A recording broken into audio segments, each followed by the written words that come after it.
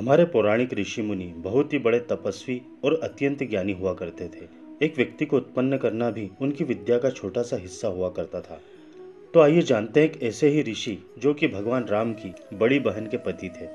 आइए जानते हैं उनके विचित्र जन्म के बारे में कि आखिर कैसे उनका जन्म एक हिरणी के गर्भ से हुआ था। श्रृंगी ऋषि के पिता का नाम महात्मा विभांडक था। वह एक बहुत ही बड़े तपस्वी थे।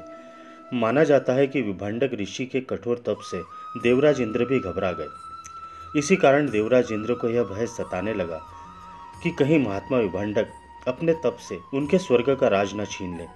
इसी कारण उन्होंने विभांडक ऋषि की तपस्या को भंग करने के लिए एक अप्सरा को पृथ्वी पर भेजा। फिर जब अगली सुबह हुई तो महात्मा विभांडक सरोवर में स्नान करने के लिए गए। तभी देवराज इंद्र की भेजी हुई अप्सरा बड़े ही कामुक अंदाज में सरोवर के पास आई और सरोवर में स्नान कर रहे विभांडक ऋषि को लुभाने लगी। उस कामुक अप्सरा को देखकर विभांडक ऋषि के मन में तीव्र काम वासना जाग उठी, जिस कारण से उनका वीर्य पानी के अंदर ही निकल गया। वीर्य गिर जाने के कारण महात्मा विभांडक की तपस्या भंग हो गई, जिसके पश्चात महात्मा विभांडक को बड़ा पछतावा हुआ।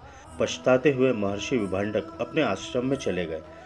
फिर कुछ समय बाद एक प्यासी हिरणी उस सरोवर के पास आई और सरोवर में पानी पीने लगी, जिसके साथ साथ प्यासी हिरणी महर्षि विभांडक का पानी में गिरा हुआ वीर्य भी पी गई तथा उसी कारण से वह हिरणी उस वीर्य से गर्भ धारण कर लेती है।